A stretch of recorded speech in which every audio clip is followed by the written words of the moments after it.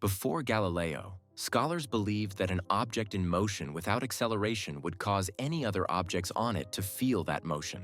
Thus, since we, as inhabitants of Earth, do not feel this motion, the prevailing thought was that Earth was stationary at the center of the universe. However, through the observations of Galileo and Copernicus, we learned that Earth is not at the center of the universe and that it is in motion. Galileo proposed that the laws of physics for an object moving without acceleration are the same as those for a stationary object. Thus, Galileo developed the transformations that establish the space-time link between an observer moving at constant speed and a stationary observer. For example, a scientist inside a completely enclosed spaceship moving at constant speed would not be able to determine the speed of the spaceship without looking outside. This has been demonstrated in experiments and is due to the invariance of physical laws under constant velocities. According to Galileo, time is absolute, but space is relative. In other words, the position of a point in space changes according to observers. This can be explained as follows. An observer moving along the x-axis at constant speed selects a point in space from their perspective. To a stationary observer, this point would appear to be moving at a certain speed along the x-axis. Thus, to express the position of the moving observer from the perspective of the stationary observer, we use that equation. Since time is absolute, the times are equal for both observers. Additionally, as the moving observer has no speed along the y and z axes, the y and z coordinates of a point selected from these axes will be the same. Under these transformations, do Newton's laws of motion change? As we mentioned before, the laws of physics are the same for both the stationary observer and the observer moving at constant speed. If we apply these transformations to Newton's second law, we see that this proposition remains true under transformation. As can be seen, if a force acts on an object for the moving observer, the same force in the same magnitude is observed by the stationary observer as well. Thus, Galileo showed that the Galilean transformation does not make the laws of physics relative. However, if there is acceleration, the laws of physics will differ from observer to observer, leading to the concept of general relativity. We have seen the mathematical expression of this transformation. Now let's consider the space-time created by this transformation. Since time is absolute in the Galilean transformation, the time axis in this four-dimensional space remains constant for every observer, but the three spatial dimensions vary according to the speed of the observers. Since the observers move at constant speed in the Galilean transformation, the world line of an object is a straight line. This line relies on the linear structure of the Galilean transformation. These transformations, which are suitable for Newton's laws as we have examined so far, were not compatible with Maxwell's laws of electricity and magnetism. For example, the Galilean transformations incorrectly predict how a magnetic field generated by a moving electric charge would be observed. This means that while only an electric field might be present in one reference frame, both electric and magnetic fields could be observed in another, making the transformation of these fields inconsistent. The most significant discrepancy, however, is this. The electromagnetic wave equation derived from Maxwell's equations predicts that the speed of light in a vacuum is constant. Yet, applying Galilean transformations alters the form of this wave equation, preventing the propagation speed, the speed of light, from remaining constant, leading to the prediction that the wave would propagate at different speeds for different observers, which directly conflicts with the assumption in Maxwell's equations that the speed of light is constant. We will explore the significance of special relativity and electromagnetism later. You can subscribe and enable notifications to stay informed. To resolve these inconsistencies, Lorentz and Poincaré developed a transformation that would ensure the speed of light remains constant for all observers. The fundamental idea behind Lorentz transformations is that both the stationary observer and the observer moving at constant speed measure the speed of light as c. For simplicity, let's assume the speed of the moving observer is only along the x-axis. From Galilean transformations, we know the relationship between the two observers as that. Taking into account that time may also be relative, we should write this equation as. Similarly, the transformation between the moving and stationary observer can be written as. Considering the possibility that space and time may not be absolute, we need to multiply these equations by a factor to determine this unknown. Let's explore why we multiply by gamma. X prime is the position of a point according to the moving observer, and x is the position according to the stationary observer. This does not mean that the stationary observer and the moving observer will perceive the same distance for a point selected at x. In other words, space is not absolute and may contract or expand depending on the observer, so x prime is multiplied by gamma. The same holds for the moving observer. So x is also multiplied by gamma, as the moving observer could perceive the stationary observer as moving in the opposite direction. But why do we multiply time by gamma? Because time may also not be absolute. The stationary observer may see the time on the moving observer as slower or faster, so time is also multiplied by gamma. We now know that the speed of light is the same in all inertial reference frames. Therefore, these equalities must also be satisfied. By substituting these equalities in the previous equations, we obtain. By multiplying the two equations, we can find the value of gamma. Using the previous equations, we can find the Lorentz transformations for x and x prime.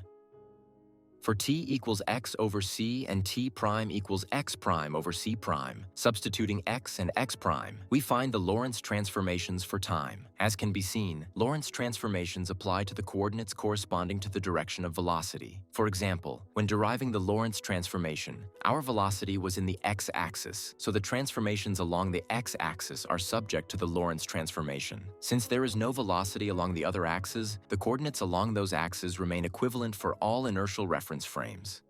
Lorentz transformations mathematically resolve the constancy of the speed of light. However, Einstein supported this solution with the Michelson-Morley experiment and provided a physical interpretation. These interpretations include physical phenomena such as length contraction, time dilation, and the relativity of speeds. Einstein also extended special relativity to electrodynamics, touching upon topics such as the validity of Maxwell's equations at the speed of light, and explaining how the vector calculus within Lorentz transformations affects the four-dimensional space of special relativity. Let's consider an object moving at a constant velocity, u along the x-axis relative to a moving observer. By applying Lorentz transformations, let's find the velocity of this object from the perspective of a stationary observer. The x-prime value for the moving observer changes with time, and this change defines the velocity. Based on this, we can express the velocity for the stationary observer as. To understand this result, let's examine the speeds as they approach the speed of light for u prime. If the moving observer's speed is 0.9 times the speed of light and u prime is 0.5 times the speed of light, the speed for the stationary observer will be. Repeating this calculation for 0.8 times, 0.99 times, and light speed. These examples demonstrate that for any speed of the moving object, u prime, that is less than the speed of light, the object's speed, according to the stationary observer, can never reach the speed of light. This underpins the assertion that nothing can travel faster than the speed of light. Now let's examine how the length of an object as observed by a moving observer changes from the perspective of a stationary observer. Suppose an object extends along the x-axis as observed by the moving observer. The length of this object is calculated as applying the Lorentz transformation gives the length for the stationary observer. From this result, we see that as the observer's speed increases, the length appears shorter to the stationary observer. The reverse is also true. The moving observer perceives themselves as stationary, and everything around them appears contracted. This peculiar concept is illustrated by the pole in the barn paradox, a fun thought experiment that will be covered in future videos. Another physical effect of Lorentz transformations is the slowing of time, which we will explore further. Suppose a moving observer sends a signal at times t2 and t1 relative to a stationary observer. We can calculate how this time interval differs for the stationary observer. It is clear that time appears to pass more slowly for a stationary observer than for a moving observer, vice versa. Consider a thought experiment where a force is constantly applied to an object. Over time, it would seem that this object should exceed the speed of light. However, one of the principles of relativity is that nothing can surpass the speed of light. This suggests that as velocity increases, the kinetic energy imparted by the force must decrease, and when the object reaches the speed of light, it can no longer gain kinetic energy. Thus, mass must also be relative. To find the factor by which mass changes, let's consider an experiment where two objects of the same mass move toward each other at speed u prime in the moving reference frame. The velocity addition formula allows us to calculate the speed u prime in terms of the stationary speed u. As a result of the collision, the two masses combine. Let's call the total of mass 1 and mass 2 as m. In the moving coordinate system, the combined mass will travel at u prime speed, which can be determined through a simple conservation of momentum in moving system. In the stationary system, the conservation of momentum is given as.